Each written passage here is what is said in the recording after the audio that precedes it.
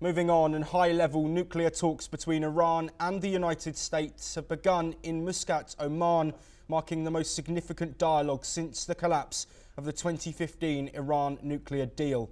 Iran's Foreign Minister Abbas Araghchi has already met with Omani officials ahead of the negotiations. The US delegation is Middle East envoy Steve Witkoff. President Trump, speaking aboard Air Force One, warned that failure to reach a new deal could lead to military action. "I want Iran to be happy and prosperous," he said, "but they can't have a nuclear weapon." Here is his official statement. Only that. I want them not to have a nuclear weapon. I want Iran to be a wonderful, great, happy country, but they can't have a nuclear weapon. And we're negotiating with them on Saturday. Meanwhile, Tehran says it seeks a fair and implementable agreement with top advisor Ali Shamkhani, noting that key proposals are ready. Talks are expected to be indirect, with Oman's Foreign Minister Badr bin Hamad al-Busaidi acting as the mediator. Tensions remain high, and if no deal is reached, Iran may expel UN nuclear inspectors. Washington escalation. The 2015 accord has curbed Iran's nuclear capabilities in exchange for sanctions relief, but it was abandoned by Donald Trump during his first term. Now all eyes are on Muscat as both sides edge towards either diplomacy or confrontation. Well, joining us to discuss these developments and this conversation to be taking place today in Oman is Gautam Mukherjee, a senior journalist joining us from New Delhi. Gautam, thank you very much for being here with us. These talks are high stakes and Trump has threatened action if a deal can't be agreed. Why is it so important for the US that a nuclear deal is agreed with Iran? Partially because Iran has advanced considerably in terms of its nuclear weapons program, even though it's disguised as a nuclear power program, and all intelligence by the United States and Israel indicate that unless something is determined here and now, that there will be a nuclear weapons power very shortly. So America stopped that because it will totally destabilize the Middle East. If Iran gets it, then Saudi Arabia will want it.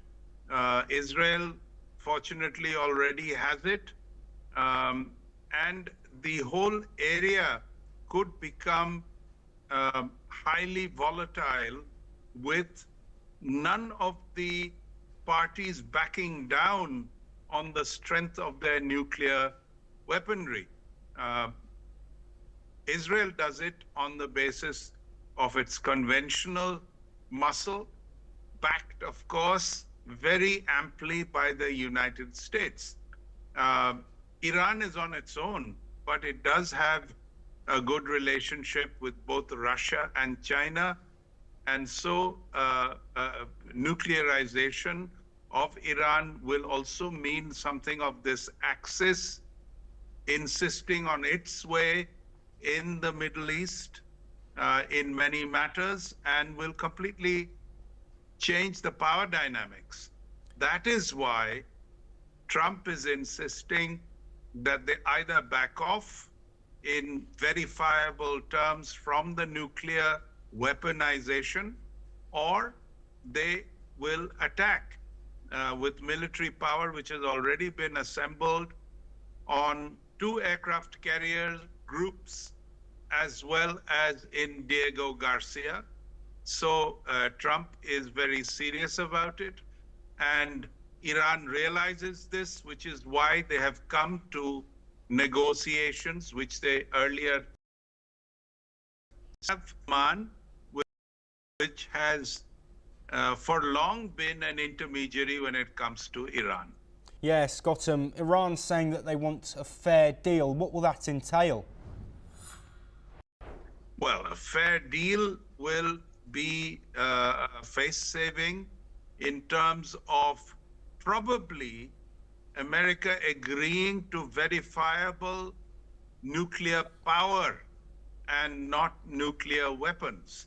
So both sides will get some kind of face saving out of it if that were to happen.